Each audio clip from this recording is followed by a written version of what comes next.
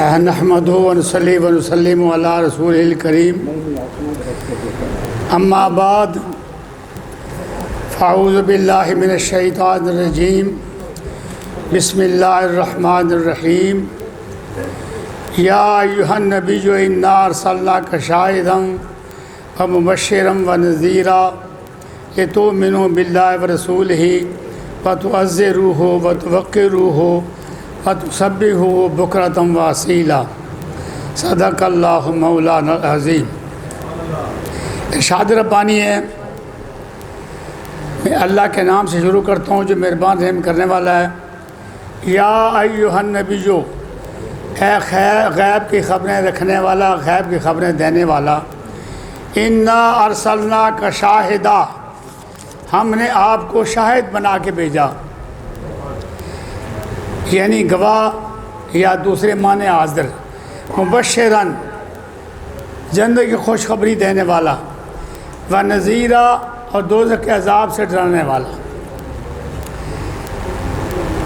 یہ اصل میں اس میں یہ ارشاد ربانی ہے اس لیے کہ تاکہ لوگ تم اللہ اس کے رسول پر ایمان لاؤ اور رسول اللہ صلی اللہ علیہ وسلم کی تعظیم و توقیر کرو، صبح اور شام کی پاکیزگی بیان کرو۔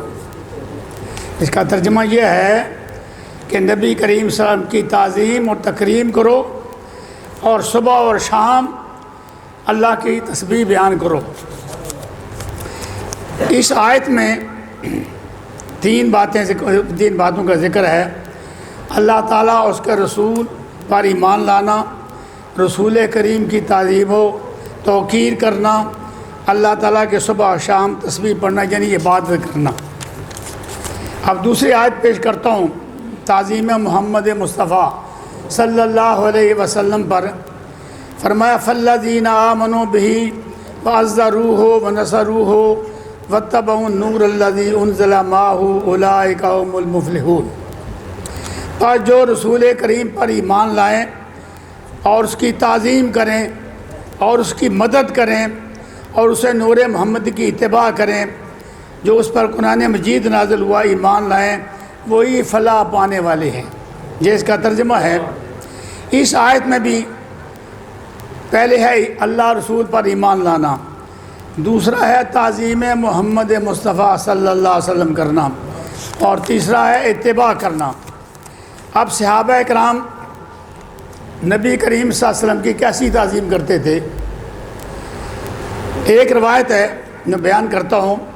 صلح حدیبیہ کے موقع پر حضرت عروہ بن مسعود ثقفی رضی اللہ تعالیٰ عنہ جب اپنی قوم کے پاس واپس گئے صلح حدیبیہ کے بعد، تو انہوں نے اپنی قوم کو کہا، خدا کی قسم بڑے بڑے بادشاہوں کے پاس جانے کا اتفاق ہوا، لیکن واللہ ان رأیت ملکن قط تعظمہ اصحابہ ما یعظم اصحاب محمد صلی اللہ علیہ وسلم۔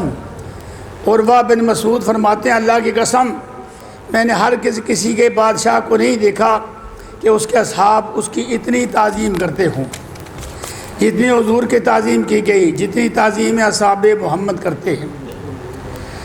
کیونکہ حضور نبی کریم صلی اللہ علیہ وسلم جب آپ وضو فرماتے ہیں تو وضو والا پانی صحابہ اکرام زمین پر نہیں گرنے دیتے، ان کو ہاتھوں پر لیتے ہیں اور ہاتھوں پر رکھ کے اپنے منہ پر ملتے ہیں۔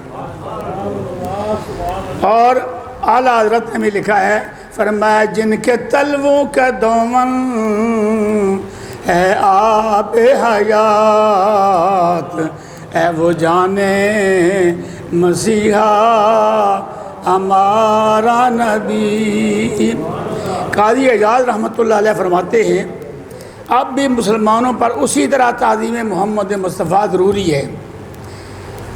اور اس کے بعد میں حضرت موسیٰ علیہ السلام کے زمانے کا ایک واقعہ پیش کرنا چاہتا ہوں۔ موسیٰ علیہ السلام کے زمانے میں ایک آدمی مر گیا اور حضرت موسیٰ کلیم اللہ علیہ السلام نے اپنی قوم سے پوچھا، اس کی نیکی کو گواہی دیتے ہو، زندگی میں کوئی نیکی کی ہو اس کی گواہی دیتے ہو تاکہ اس کے غسل دے کر نماز جنازہ پڑھیں۔ تو آپ کی قوم نے کہا کہ ہے حضرت موسیٰ کلیم اللہ علیہ السلام، اس نے کوئی ایسی نیکی نہیں کی جو ہم نے اپنی آنکھوں سے اسے دیکھا ہو، اس لیے آپ کے قوم نے اس آدمی کو اٹھایا اور ایک ڈھیر پر پھینک آئے۔ حضرت موسیٰ کلیم اللہ کی طرف سے وحی آئی کہ میرے بندے سے آپ نے یہ کیا سلوک کیا ہے؟ حضرت موسیٰ کلیم علیہ السلام فرماتے ہیں پوری قوم اس کے نیکیوں کی گواہی نہیں دیتی، اس لیے گندگی والے ڈھیر پر پھینک آئے ہیں۔ کہا نہیں، اسے اٹھاؤ، دوبارہ غسل دو، کفن دو، نماز جنازہ اس کی پڑھو اور عزت سے اسے قبر میں دفن کر دو۔ فرمایا کیوں؟ اب قصاص کبریٰ شریف کی وہ روایت پڑھنے لگا ہوں۔ فرمایا اللہ تعالیٰ ارشاد فرماتا ہے اس کی ایک نیکی ہے، جس نیکی کو میں جانتا ہوں کہ وہ نیکی کرتا تھا۔ فرمایا کلما نشر التوراۃ ونظر الی اسم محمد صلی اللہ علیہ وسلم قبلہ ووضعہ علی عینہ وصلی علیہ وغفرت ذنوبہ وزوجتہ 70 حورا۔ فرمایا جب تورات کھولتا تھا تو نبی کریم صلی اللہ علیہ وسلم کے نام کو دیکھتا تھا، نام کو دیکھ کر قبلہ حضور کے نام کو بوسے دیتا تھا اور اپنی دونوں آنکھوں پر لگاتا تھا اور حضور پر درود شریف پڑھتا تھا، تو میں نے اس کے سارے گناہ معاف کر دیے ہیں۔ وغفرت ذنوبہ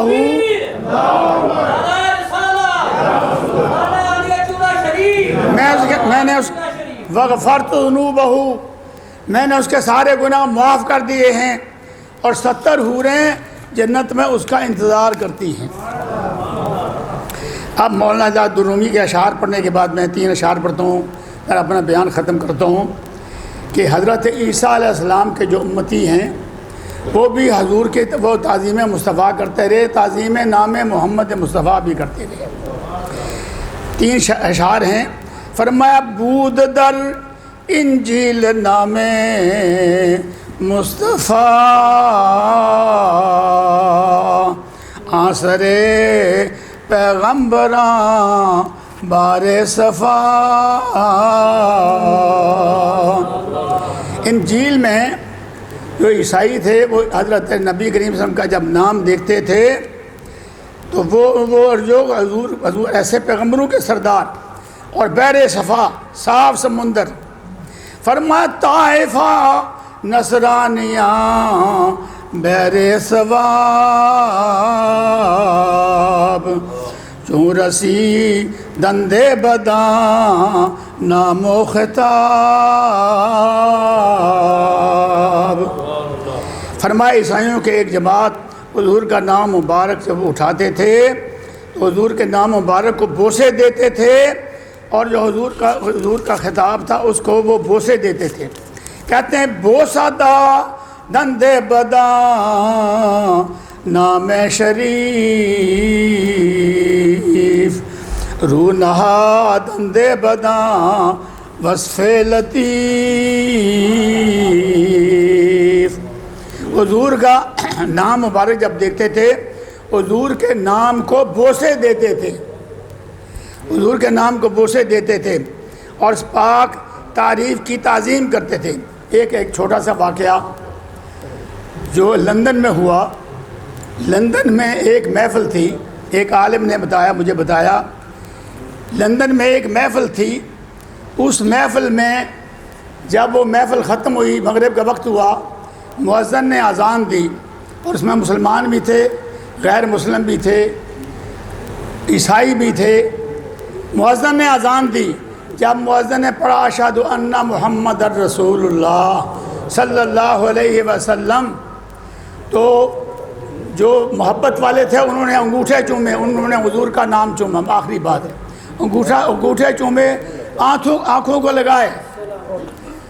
ایک انگریز جو پروفیسر تھا اس نے کسی مسلمان سے پوچھا یہ مؤذن اذان دینے والا اذان دے رہا ہے، مجھے سمجھ آ رہی ہے، لیکن یہ انگوٹھے کیوں چوم رہے ہیں؟ یہ لندن کی بات ہے۔ یہ انگوٹھے کیوں چوم رہے ہیں؟ انہوں نے کہا اپنے نبی کی تعظیم کر رہے ہیں، اپنے نبی کے نام کو بوسے دے رہے ہیں۔ اس نے کہا اچھا، انہوں نے کہا ہم عیسیٰ علیہ السلام کی امتی ہیں، لیکن عیسیٰ علیہ السلام سے اتنی محبت نہیں کرتے جیسے حضور کے امتی حضور سے محبت کرتے ہیں۔ لہٰذا اس نے سیرت النبی کا مطالعہ کر کے مسلمان ہو گیا، اور اس سے وجہ پوچھی تمہارے مسلمان ہونے کی وجہ کیا ہے؟ کہا میں نے دیکھا حضور کے غلام حضور کے نام سے تعظیم کرتے ہیں۔ میں باقی بھی بیان کرتا لیکن وقت نہیں ہے، میں اسی پر اکتفا کرتا ہوں۔ اللہ تعالیٰ مجھے اور آپ کو عمل کرنے کی توفیق عطا فرمائے۔